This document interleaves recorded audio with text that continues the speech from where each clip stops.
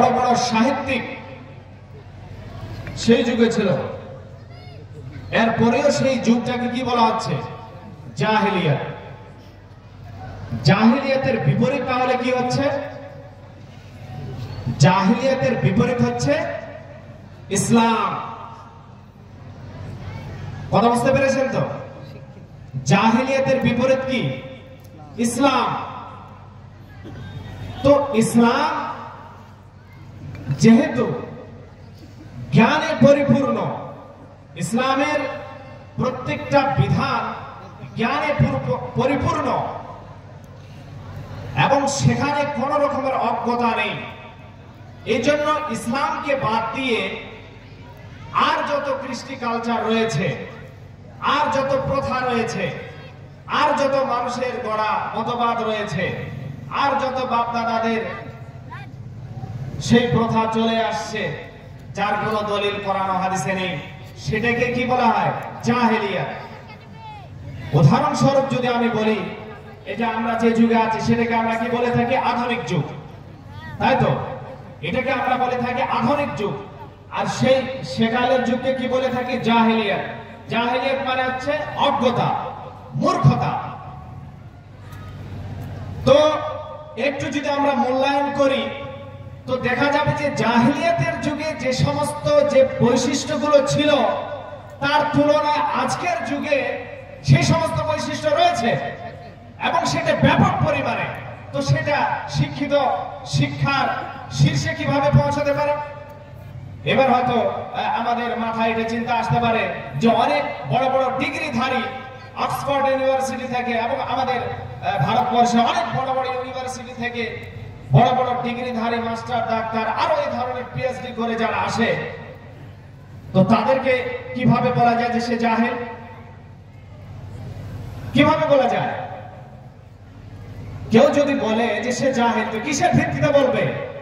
যখন ইসলামের যে মৌলিক যে সমস্ত বৈশিষ্ট্য রয়েছে সেই বৈশিষ্ট্যের উপরে যদি কেউ প্রতিষ্ঠিত না থাকতে পারে, তাহলে সে যত বড় ডিগ্রি নিয়ে আসুক না কেন, ইসলামের দৃষ্টিতে সে জাহেল।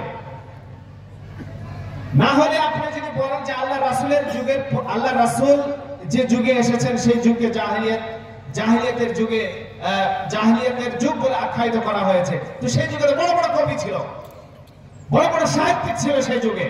ইমরান খাইস, ইসলাম নিয়ে আরো বড় বড় এই ধরনের যারা কবি, যারা তৎক্ষণাৎ ভাবে কোন কিতাব দেখা ছাড়াই ডাইরেক্ট তারা কবিতা লিখত, তাহলে তাদেরকে আপনি কিভাবে জাহেলিয়াতের যুগের কথা বলছেন? জাহেলিয়াতের যুগ মানে হচ্ছে অজ্ঞতার যুগ, মানে ইসলামের বৈশিষ্ট্যকে বাদ দিয়ে যে সমস্ত বৈশিষ্ট্য রয়েছে সেগুলো জাহেলিয়াত। যেমন সেই যুগে সুদী কারবার ছিল জাহেলিয়াতের যুগে, আজকে নেই। আধুনিক যুগে সুদের কারবার হচ্ছে না? হচ্ছে না। সেটা যে পরিমাণে হোক, যেখানেই হোক, হচ্ছে তো। তো সেটা ইসলাম আসার পরে সুদকে হালাল করেছে না হারাম করেছে? হারাম করেছে। কারণ এটা জাহেলিয়াতের যুগের একটা প্রথা, জাহেলিয়াতের যুগের একটা কাজ। বেহায়াপনা, নির্লজ্জতা, পতিতালয়, বেশ্যাখানা সেই যুগে ছিল। এটা জাহেলিয়াতের যুগের একটা কাজ। এই কাজ আজকে আছে না নাই? আছে তো। বরং সেকালের তুলনায় আজকে যদি আমরা দেখি, তো আজকের যুগে নগ্নতা, নির্লজ্জতা, বেহায়াপনা আরো ব্যাপক হারে রয়েছে। তো এটাকে আপনি কি করে বলতে পারেন যে এটা শিক্ষিত সমাজ?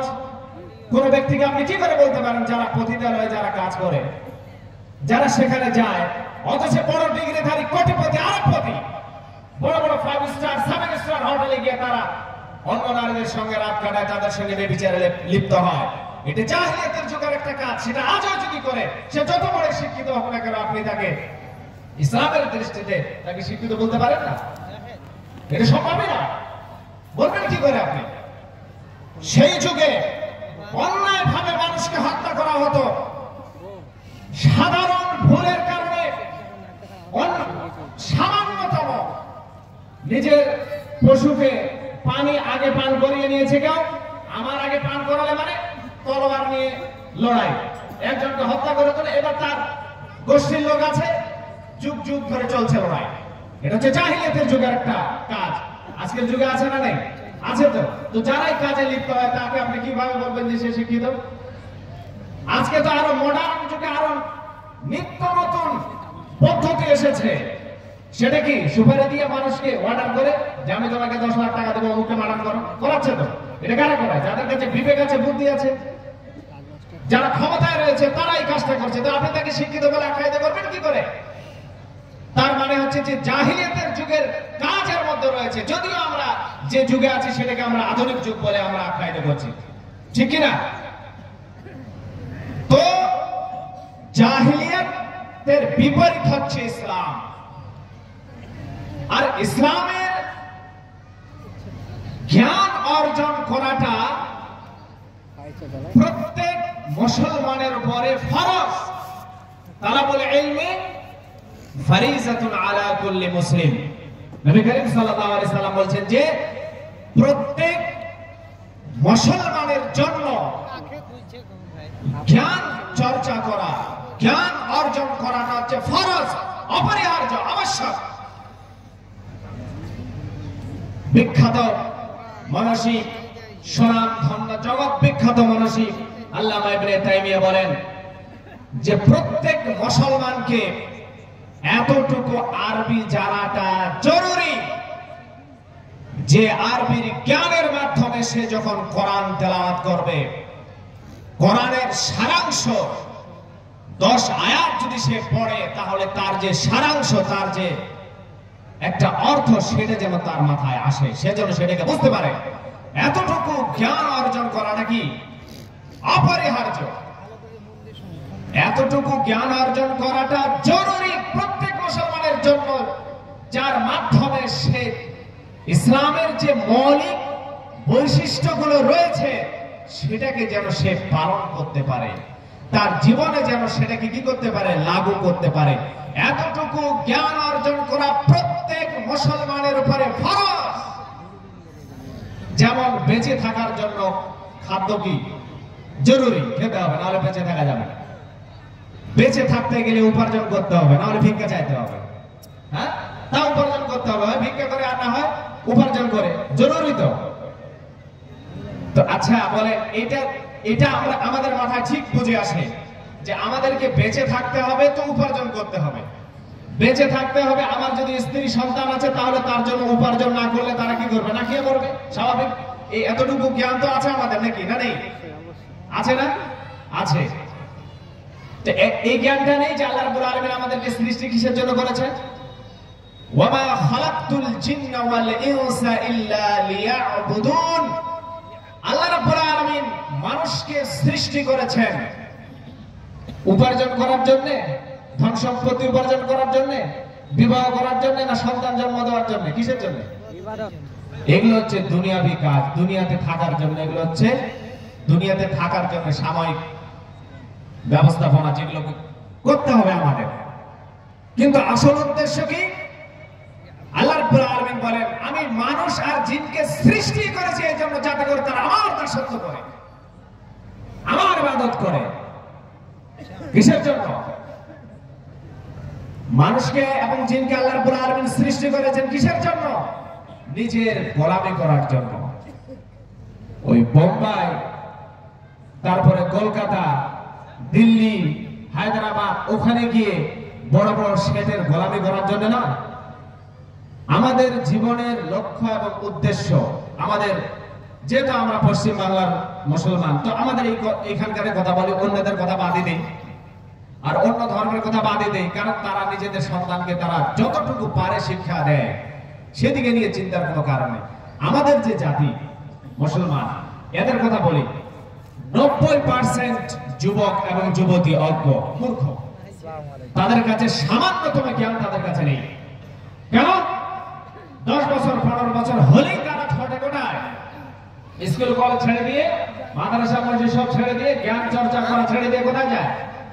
বলে বড় বড় কোম্পানিতে গোলামি করতে। কোথায় যায়? গোলামি করতে। আপনি বলুন, যে ছেলে আপনার গোলামি করতে যায়, ওই ছেলে আপনার কি কাজে আসতে পারে? ইসলামের কি কাজে আসতে পারে? আল্লাহর কি কাজে আসতে পারে? রাসূলের কি কাজে আসতে পারে? দেশের কি কাজে আসবে? ও তো গোলাম, কি করবে সে? যে চাকর কি করবে? আমরা উন্নতি মানে মনে করে নিয়েছি টাকা পয়সা কিভাবে ইনকাম করতে হবে, রক্ত বিক্রি করে হোক আর যে করে হোক না কেন টাকা ইনকাম করতে হবে। কি পন্থা উপার্জন করবে সে পন্থা দেখার কোনো প্রয়োজন নেই। হালাল পদ্ধতিতে অর্জন করব না হারাম পদ্ধতিতে অর্জন করব কোনো দেখার প্রয়োজন নেই, বাস টাকা চাই, এটাই তো উদ্দেশ্য এবং লক্ষ্য আমাদের। আর আমরা আমাদের যারা যুবক, কারণ দেখেন যাদের প্রতি দরদ হয় সেই আঘাত মারা কথা বলে। পিতা তার সন্তানকে মারে কিসের জন্য? তার সাথে শত্রুতা আছে। 10 বছরের মার 2 থাপড় কিসের জন্য? তোমাকে না বলেছেন ওখানে যাবা না, চুরি করতে কেন গিয়েছিলি?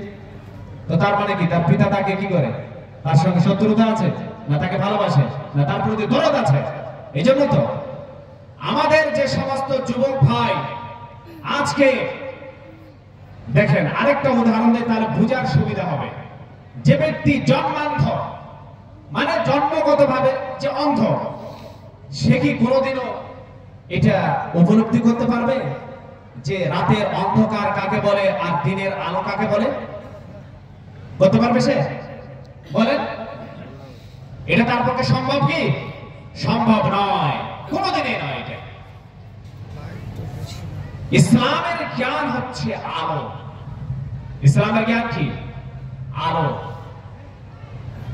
এই ইসলামের জ্ঞান যাদের কাছে নেই তারা কোথায় আছে? অন্ধকারে। অন্ধকার, শিরক, বিদআত, এই ধরনের আরো যত ইসলাম বিরোধী শরীয়ত বিরোধী কাজ রয়েছে সেই সমস্ত কাজে তারা লিপ্ত, আর তারা জানে না যে আমরা কোথায় আছি। যার কারণে তারা মনে করে নিয়েছে উন্নতি মানে হচ্ছে আমার চুলের কাটিং হবে অমুক হিরোর মতো, অমুক নায়কের মতো। আমাদের বোনেরা ভেবে নিয়েছে যে আমাদের লিপস্টিক, আমাদের চুলের কাটিং, লাট, আমাদের পোশাক অমুক নায়িকার মতো হবে। তাহলে কি আমরা মডার্ন যুগে, আধুনিকতার যুগে আমরা বসবাস করছি বলে আমরা মানুষের সামনে সেটা প্রমাণ করতে পারব? শুনে রাখুন ভালোভাবে, জ্ঞান চর্চা যদি আমরা না করি, আজকে যে বিপ্লব রয়েছে দেখুন, প্রত্যেক জোয়ার ভাটা আছে না, জোয়ার ভাটা পর্যন্ত সমুদ্রে পানি আসে একদম আবার নেমে চলে যায়। তো ইসলামের যে স্বর্ণযুগ খেলাফতে উমাইয়া, খেলাফতে আব্বাসিয়ার যুগে, খেলাফতে উমাইয়ার যুগে শুধু যুদ্ধ করে অন্তত পৃথিবীর অর্ধেক পৃথিবীতে তারা শাসন করেছে। আর খেলাফতে আব্বাসিয়া তারা জ্ঞান চর্চা করে, বিজ্ঞান চর্চা করে তারা এমন গ্রন্থ লিখে দিয়েছে যার চর্চা করে তারপর ইউরোপ, আমেরিকা আজও তারা গোটা পৃথিবীতে শাসন করছে। সামান্য একটা চাঁটির মতো দেশ ইসরায়েল, আধুনিক ক্ষেপণাস্ত্র যে কোনো দেশে হামলা করতে পারে। সমস্ত মুসলিম কান্ট্রি মিলে তার বিরুদ্ধে লড়াই করার মতো ক্ষমতা কেউ দেখাতে পারে না। কারণ আমরা মুসলমানরা ভেবে নিয়েছি যে আমাদের কাছে সব থেকে বড় হাতিয়ার হচ্ছে বিরিয়ানি। কে কত ভালো বিরিয়ানি বানাতে পারে। কলকাতার বিরিয়ানির টেস্ট আলাদা, হায়দ্রাবাদের বিরিয়ানির টেস্ট আলাদা, মুর্শিদাবাদের টেস্ট আলাদা। ওখানে কিভাবে রান্না হয়, সেখানে কিভাবে কত মশলা দেয়, 5 দিন রাত আমরা আমাদের সমস্ত কিছুকে ব্যয় করেছি কিসের জন্য? পেটের জন্য, বাস। তো যখন আমরা সমস্ত কিছু আমাদের জীবনের লক্ষ্য, উদ্দেশ্য টাকা উপার্জন করব কি করে, আর বাড়ি বানাবো বড় কি করে, আর কিভাবে মানুষকে দেখাবো যে আমার কাছে অমুক বুলেট প্রুফ মার্সিডিজ আছে, বুলেট গাড়ি আছে, ই আছে, সি আছে, এগুলো নিয়ে আমরা ব্যস্ত। জ্ঞান চর্চা করতে হবে, এই নিয়ে কোন রকমের আমাদের চিন্তা ভাবনা নেই। আজকে একটা বিপ্লব চলছে আমাদের সমাজে, সেটা হচ্ছে ইউটিউব, ফেসবুক, মানে সোশ্যাল মিডিয়া। সোশ্যাল মিডিয়ার মাধ্যমে যে বিপ্লব চালু হয়েছে সেটা হচ্ছে যে বিভিন্ন বড় বড় আলেমের বক্তা শুনে অনেক আমাদের যুবক ভাইয়েরা সহিহ আকীদা কোরআন এবং সহিহ হাদিসকে মেনে চলছে এবং নিজেদের মতকে পরিবর্তন করে তারা সহিহ আকীদার মধ্যে আসছে, এটা ভালো কথা। কিন্তু জেনে রাখুন এটা হচ্ছে জোয়ার, মানে স্বর্ণযুগ এটা চালু হয়েছে, এরও একটা অবনতি আছে, এর ভাটা আছে, এটা শেষ হয়ে যাবে। কিন্তু জ্ঞান চর্চা মানে যদি আমরা এটাকে না করি, আর জ্ঞান চর্চায় শিক্ষাঙ্গনে কোথায় কোথায় বলেন, শিক্ষাঙ্গন থেকে, প্রতিষ্ঠান থেকে, মাদ্রাসা থেকে, স্কুল থেকে, কলেজ থেকে, আজকে যত সংগঠন রয়েছে আর যত মনে করে যে মসজিদ তো প্রতি গ্রামে হয়েছে, প্লাস এক একটা গ্রামে 10টা মসজিদ, কোথাও 5টা মসজিদ, মুসাল্লিদের নাম নিশানা কোন কোন মসজিদে নেই, কিন্তু মসজিদ আছে। মনে করেন আজকে আমাদের, আমিও একজন সংগঠনের কর্মী, জমিয়তে আহলে হাদিসের একজন কর্মী, নগণ্য কর্মী আমি। অনেকগুলো সংগঠন রয়েছে, অনেক মসজিদও রয়েছে। আপনারা বলেন যত সংগঠন রয়েছে এর 4 গুণ আরো 5 গুণ বেশি সংগঠন হয়ে গেল। মসজিদ যেগুলো আছে তার 2 গুণ 4 গুণ আরো বেশি মসজিদ হয়ে গেল। মাদ্রাসা শেষ হয়ে গেল, জ্ঞান চর্চা বন্ধ হয়ে গেল। ইসলাম টিকে থাকবে? বলেন, ইসলাম টিকে থাকবে সম্ভব? আর সমস্ত সংগঠনকে বাদ দেন, সমস্ত মসজিদ যদি না থাকে, কিন্তু মাদ্রাসা যদি থাকে, প্রতিষ্ঠান যদি থাকে, সেখানে যদি জ্ঞান চর্চা হয়, ইসলাম টিকে থাকবে না থাকবে না? হ্যাঁ, থাকবে না? একদম থাকবে। এটাতে আমরা গুরুত্ব দেই না, অথচ এর গুরুত্ব অসীম। এর গুরুত্ব যদি আজকে আমরা না বুঝি, তাহলে জেনে রাখুন আমাদের যে জেনারেশন, আমাদের যে সমস্ত প্রজাতি রয়েছে, যে সমস্ত আমাদের বাচ্চারা রয়েছে, সন্তান সন্ততি রয়েছে, এরা তো কোন রকমের দিন সম্পর্কে একটু করে জানতে পারছে। আর যদি এটা না থাকে, যদি আমরা আমাদের সন্তানকে দিনের শিক্ষা দিয়ে তাদেরকে যদি সুশিক্ষায় শিক্ষিত না করি, যারা পিতারা, যারা অভিভাবক, মা বাবাদের কাছে আমরা বলছি, আপনারা যদি আপনাদের সন্তানকে শিষ্টাচার না দেন, তো আপনাকে বলে রাখি, আপনার সন্তান আপনাকে দেখবে না, আপনাকে গালাগালি করবে। পরিণতি কি হবে? আপনি তাকে কি দিবেন? বদদোয়া দিবেন। তো পিতা মাতার বদদোয়া তো আল্লাহর কাছে কি হয়ে যায়? কবুল হয়ে যায়, হয় না? তো আপনার সন্তানও ধ্বংস, আপনিও ধ্বংস। আর এভাবে চলতে থাকবে, একে অপরকে বদদোয়া দিতে থাকবে। তো আপনি পরিস্থিতি কেন করেছেন ওটা? আপনার বাচ্চাকে শিষ্টাচার শিক্ষা দিবে কে? বাবা দিবে, এটাই স্বাভাবিক। দিয়েছেন কোনদিন? আল্লাহ রাসূলের সে হাদিস, মুরু আওলাদাকুম বিসসালাতি ওয়া হুম আবনাউ 7 সিনিন, তোমাদের সন্তানদেরকে সালাতের অর্ডার করো যখন তাদের বয়স কত বছর? 7 বছর। দিয়েছি? নিজেই তো নামাজ পড়ি না, তো দিব কি করে?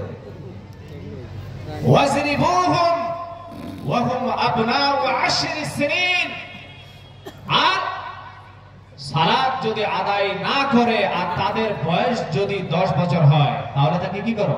পিটিয়ে সালাত আদায় করো। মানে এখানে মারার যে কথাটা বলা হয়েছে, মুহাদ্দিসিনে কেরাম বলেছেন, মানে হালকা মার দিতে হবে, দিয়ে তাদেরকে নামাজ পড়াতে হবে। তো এই যে আল্লাহ রাসূলের বাণী, কিয়ামতের দিনে যখন আল্লাহ রাসূল জিজ্ঞাসা করবেন যে বলো তো এই হাদিসের উপর আমল করেছিলে, তো কি হবে আমাদের উত্তর? দিয়েছি? দেয়নি।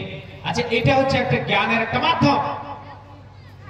সহিহ মুসলিম শরীফে নবী করিম সাল্লাল্লাহু আলাইহি সাল্লাম বলেছেন, ইযা মাতাল ইনসানু ইনকাতা আনহু আমালুহু ইল্লা মিন সালাস।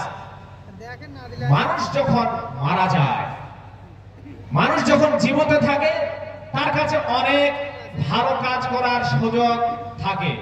সে যদি চায় যে আমি একটা বড় প্রতিষ্ঠান করে দেব আল্লাহর জন্য, আর যতদিন প্রতিষ্ঠান থাকবে ততদিন কাজ হবে, এটা করতে পারবে তো সে যদি জীবিত থাকে, সে মনে করবে যে আমার সন্তানগুলোকে আমি সুশিক্ষায় শিক্ষিত করব, আমার কাছে এত টাকা আছে, আমি অমুক গরিবকে দিয়ে তার সহযোগিতা করব। এটা করা যাবে তো? মরে গেলে এগুলো করা যাবে? আর করা যাবে না। তো মরে যায় মানুষ, যখন মরে যায় তার সমস্ত আমল করার যে রাস্তা, সেগুলো কি হয়ে যায়? বন্ধ হয়ে যায়। খোলা থাকে কোনগুলো? 3টা আছে। সে যদি তার জীবদ্দশায় এগুলো করে যায়, তাহলে তার নেকি সে পেতেই থাকবে। প্রথম নম্বরে সাদাকাতিন জারিয়া, এমন সাদকা যেটা চলমান থাকবে, যেটা বিরাজমান থাকবে। মনে করেন মাদ্রাসা যদি কেউ বানিয়ে দেয় বা তার মাদ্রাসা প্রতিষ্ঠানকে যদি সহযোগিতা করে, মসজিদ বানিয়ে দেয়, জনকল্যাণের জন্য যদি রাস্তা বানিয়ে দেয়, টিউবওয়েল করে দেয়, আরো এই ধরনের যে সমস্ত সাদকা করে মানে থেকে যাবে, তো তার নেকি কি থাকবে? যতদিন এটা থাকবে ততদিন সে নেকি পেতেই থাকবে। আর দ্বিতীয় নাম্বার কি? আও ইলমিন ইউনতাফাউ বিহি, এমন জ্ঞান যে জ্ঞানের দ্বারা মানুষ কি হবে, যে জ্ঞানের দ্বারা মানুষ উপকৃত হবে। তো জ্ঞান সর্বপ্রথমে আপনি আপনার সন্তানকে দেন। আপনি যদি আপনার সন্তানকে বলেন যে বাবা যখন তুমি খাবে তখন তুমি ডান হাত দিয়ে খাবে আর বিসমিল্লাহ বলে খাবে, তো তার সন্তান যতদিন এই কাজ করবে সে নাকি পেতে থাকবে। তার সন্তানকে যে শিক্ষা দেবে যে বাবা তুমি চলো মসজিদে, নামাজ এভাবে পড়তে হয়, সানা এভাবে পড়তে হয়, সানা তাকে শিখিয়ে দিয়েছে, সূরা ফাতিহা তাকে শিখিয়ে দিয়েছে। দেখেন আরেকটা কথা আপনাকে বলি, জ্ঞান চর্চা করাটা সহজ কাজ নয়, এটা কঠিন কাজ। ওই যে একটা এখনই এই মাদ্রাসার একটা ছোট্ট শিশু, কচি শিশু কোরআনের তেলাওয়াত করলো, আপনার মনে হচ্ছে যে সে এটা 5 মিনিটে বলে দিবে, 5 মিনিটে মুখস্থ করে নেবে সে? এটা সম্ভব? এর পিছনে 5 মাস খরচ করতে হয়েছে শিক্ষককে, তার পিতামাতাকে, এমনিতে হয়নি এটা। যারা বড় বড় বক্তা, আমি কারো এখানে দুর্নাম করার কথা বলছি না, আজকে এখানে মজলিস হয়েছে তো কতগুলো লোক এসেছে, এর থেকে দ্বিগুণ লোক বাইরে ঘোরাফেরা করছে, তো এসে বসে গেছে। এটা সহজ কাজ, সহজ কাজ না? আর এই মাহফিলে আপনারা যদি বড়, এর থেকে বড় আরো যারা বড় বক্তা আছে তাদেরকে আপনারা ডাকবেন, ওরা বলবে যে কতগুলো লোক হবে, 10,000 লোক হবে, ঠিক আছে যাচ্ছি, বলবে না? 10,000 লোকের সামনে 1 ঘন্টা বক্তব্য দেওয়া এটা সহজ কাজ। আর 10 জনকে মসজিদে ডেকে এনে প্রতিদিন সূরা ফাতিহা মুখস্থ করা, সূরা নাস মুখস্থ করা, জ্ঞান চর্চা করা, এটা কিন্তু কঠিন কাজ। এটা করতে চায় না কেউ, অথচ এর ফজিলত অনেক বেশি। সহিহ মুসলিমে নবী করিম সাল্লাল্লাহু আলাইহি সাল্লাম বলেছেন, মাজতামা কওমুন ফি বাইতিন মিন বুয়ুতিল্লাহি ইয়াতলুনা কিতাবাল্লাহি ওয়া ইয়াতাদারাসুনাহু বাইনাহুম। আল্লাহর কোন ঘরে যখন কোন সম্প্রদায় একত্রিত হয়ে আল্লাহর কালাম, আল্লাহর কিতাবের তেলাওয়াত করে এবং তাকে বোঝার জন্য একে অপরের সঙ্গে ডিসকাস করে, আলোচনা করে, যখন এই ধরনের মজলিস একত্রিত হয় কোন আল্লাহর কোন ঘরে, ইল্লা নাযালাত আলাইহিমুস সাকিনাতু, তাদের উপরে আল্লাহর সন্তুষ্টি অবতীর্ণ হয়। সুবহানাল্লাহ। ওয়া গাশিয়াতুহুমুর রাহমাতু, আল্লাহর রহমত তাদের উপরে বর্ষিত হয়, তাদেরকে ঘিরে নেয় আল্লাহর রহমত।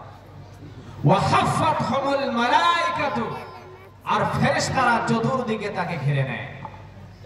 ওয়া যাকারাহুমুল্লাহু ফী মান ইনদাহু, আর এই দল সম্পর্কে, এই মজলিস সম্পর্কে আল্লাহ রাব্বুল আলামিন তার নিকটে যে সমস্ত ফেরেশতারা বসে থাকেন তাদের সামনে তাদের প্রশংসা করেন। আল্লাহ রাব্বুল আলামিন যার ব্যাপারে প্রশংসা করেন, এটা সহজ ব্যাপার? এটা কোনো ছোট কথা? বলেন, এই কাজটা তো কঠিন, কঠিন না? সূরা ফাতিহা মুখস্থ যদি করানো হয় তো 1 মিনিটে হয়ে যাবে সেটা? না 1 দিন লাগবে, 2 দিনও লাগতে পারে, 3 দিনও লাগতে পারে, 5 দিনও লাগতে পারে, লাগতে পারে না? তো জ্ঞান চর্চা করাটা এটা অপরিহার্য। এই জ্ঞান যদি আমরা চর্চা না করি, আজকে ইউটিউবের মাধ্যমে, ফেসবুকের মাধ্যমে, বিভিন্ন বড় বড় উলামায়ে কেরামের বক্তব্যের মাধ্যমে আমরা সহি আকীদার মধ্যে তো আসছি, কিন্তু যদি আমরা জ্ঞান চর্চা না করি তো এটা থাকবে না। আর ইউটিউব আর ফেসবুকের মধ্যে শুধু ভালো আলেম, শুধু যে ভালো আলেম আছে তাও না, শুধু যে ভালো আলেম আছে তাও না, যারা ভালো আলেম তাদের ব্যাপারে তো আল্লাহ রাব্বুল আলামিন বলেছেন, ইন্নামা ইয়াখশাল্লাহা মিন ইবাদিহিল উলামা। এই সাক্ষীকে দিচ্ছেন আল্লাহ রাব্বুল আলামিন যে আল্লাহ রাব্বুল আলামিনকে প্রকৃতপক্ষে, হাকিকি ভাবে প্রকৃতপক্ষে আল্লাহকে যদি কেউ ভয় করে, যে দলটা আল্লাহকে ভয় করে প্রকৃতপক্ষে, সেই দলটাকে ওলামায়ে কেরাম, আলেমগণ। এই সাক্ষী কে দিচ্ছেন? আল্লাহ রাব্বুল আলামিন। তো তার মানে হচ্ছে যে এখানে যে আলেমের কথা বলা হচ্ছে, এরা কি কোনো পথভ্রষ্ট আলেম? কোনোদিনই নয়। এরা হচ্ছে তারা যারা কোরআন ও হাদিসের জ্ঞানকে অর্জন করেছে আর তার উপরে আমল করেছে এবং মানুষকে আল্লাহর দিকে আহ্বান করেছে। আর অনেক আলেম রয়েছে যারা কি করে, মানুষকে তো ডাকে, কিন্তু কোন দিকে? বিভ্রান্তির দিকে, অধপতনের দিকে, পথভ্রষ্টের দিকে। আর এরাই হচ্ছে তারা যাদের ব্যাপারে আল্লাহ রাসূল বলেছেন দুআতুন। কিছু দায়ী আছে, কিছু বক্তা রয়েছে, কিছু আলেম রয়েছে যারা জাহান্নামের দরজায় খাড়িয়ে রয়েছে। মান আজাবাহুম ইলাইহা ফাযাফুহু ফিহা, যারাই তার ডাকে সাড়া দেবে তাদেরকে সে জাহান্নামের মধ্যে নিক্ষেপ করবে।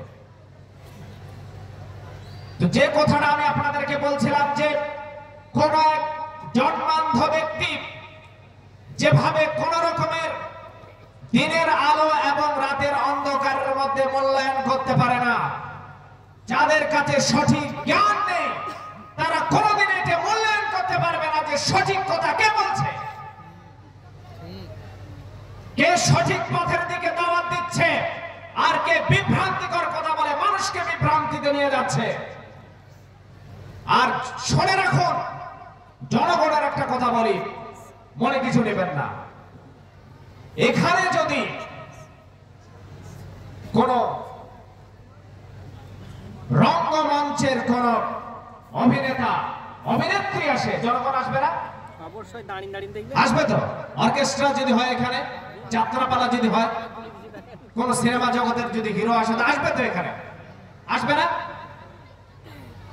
তো এখানে হয়েছে কি, আমরা হয়েছি একে অপরের ফলোয়ার্স, অনুসরণকারী।